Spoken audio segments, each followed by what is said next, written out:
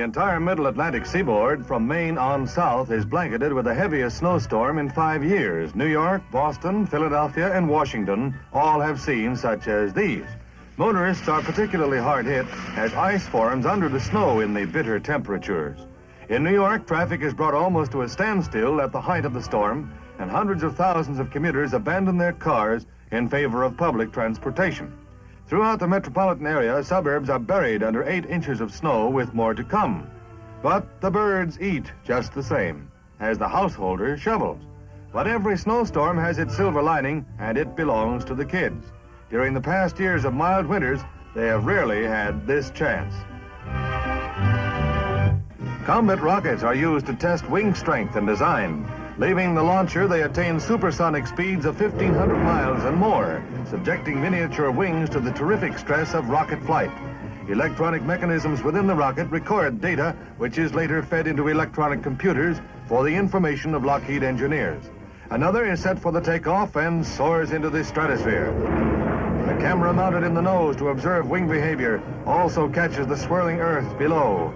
Hundreds of these tests have convinced engineers that a thin, straight wing is the answer for the supersonic plane of the future as aviation strides ahead toward rocket speed with a dependable set of checks and balances.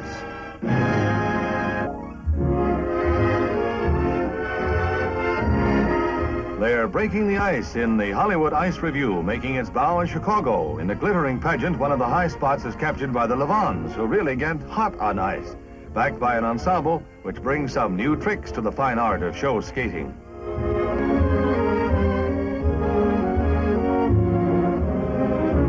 But the star of stars in the show is the queen of the ice, winsome Barbara Ann Scott, Olympic winner, international champion, and now artiste of the blades, who makes a delightful Goldilocks as she pirouettes with grace won over years of rigorous training.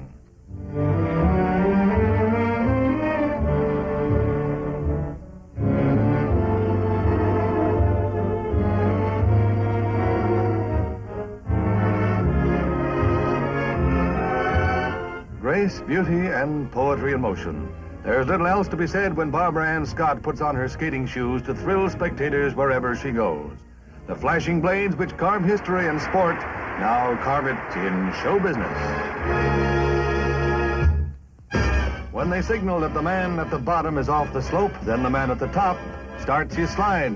Down, down, pick up speed, and then off into space, ski jumping in the Tyrolean Alps of Austria.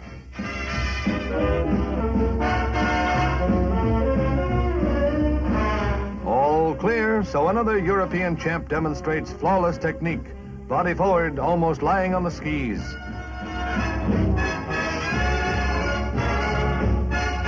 "30 jumpers from 7 countries are competing for the German-Austrian title, with Norway's Olaf Bjornstad, one of the favorites, jumping 285 feet.